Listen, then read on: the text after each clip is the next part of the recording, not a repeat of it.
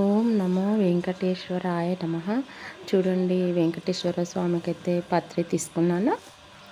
చూడండి, వెంకటేశ్వర్ల స్వామివారి పూజ కోసం అయితే పత్రి తీసుకున్నానండి. పత్రి అయితే ఇలా ఉంటుందండి. ఒకే ఆకుకు 3 ఆకులు ఉంటాయి.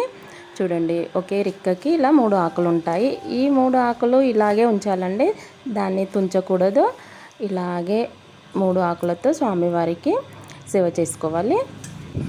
చూడండి, ఇలా ఇలా ఒక్కొక్క ఆకునైతే నేను కట్ చేసి వేసుకుంటున్నాను.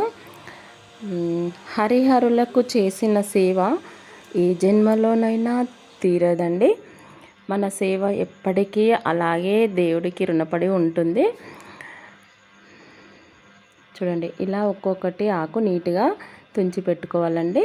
ఎందుకంటే పూజ చేసేటప్పుడు కొమ్మలు వేయరాదు, ఇలా ఆకులు వేసేయాలి.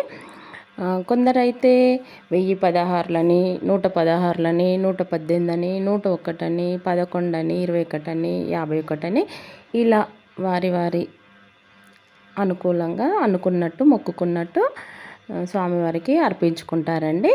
ఎందుకంటే శివుని పూజలో శ్రావణ మాసము చాలామంది చేస్తారు కాబట్టి కంపల్సరీ పత్రి వాడతారండి.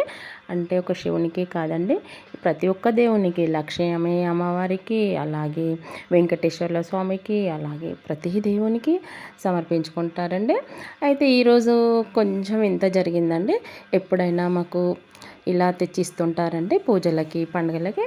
అయితే నేను అనుకుంటున్నానండి, ఈరోజు స్వామివారికి సేవకు పత్రి దొరుకుతుందా లేదా, వస్తుందా లేదా అని ఇలానే మనసులో అనుకుంటున్నానండి. అంతే అండి, వచ్చేసింది.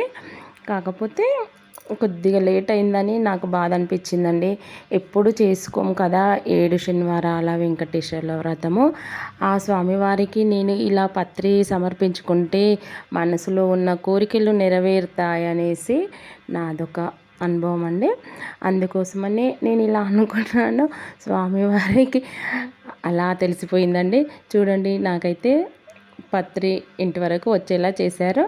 ఇలానే నా కోరికలన్నీ తీరాలని నేను అనుకుంటున్నాను. నా ఆరోగ్యం కూడా చక్కబడాలని నేను అనుకుంటున్నాను. ఆ దేవుడి ఆశీస్సులతో ఆరోగ్యం చక్కగా ఉంటే 7 కొండలు కూడా ఎక్కి వస్తామని అనుకుంటున్నాను. కానీ ఆ దేవుడు ఎలా నిర్ణయిస్తాడో తెలియదండి. హరిహరులకు చేసిన సేవ ఎన్నో జన్మల వరకు రుణపడి ఉంటుందంటండి. ఈ సేవలో ఎలాంటి స్వార్థం లేకుండా చేశామంటే మనకు చాలా మంచి జరుగుతుంది. అలాగే పొలాలు, స్థలాలు, బంగారం, వెండి ఎన్ని కొన్నా కానీ అది వేస్ట్ అండి. ఇంకొకరి కన్ను పడ్డదంటే మన నోట్లో పెట్టుకోపోయే అన్నం కూడా మనకు దొరకదండి. కానీ ఈ సేవ దేవుడికి అంకితం.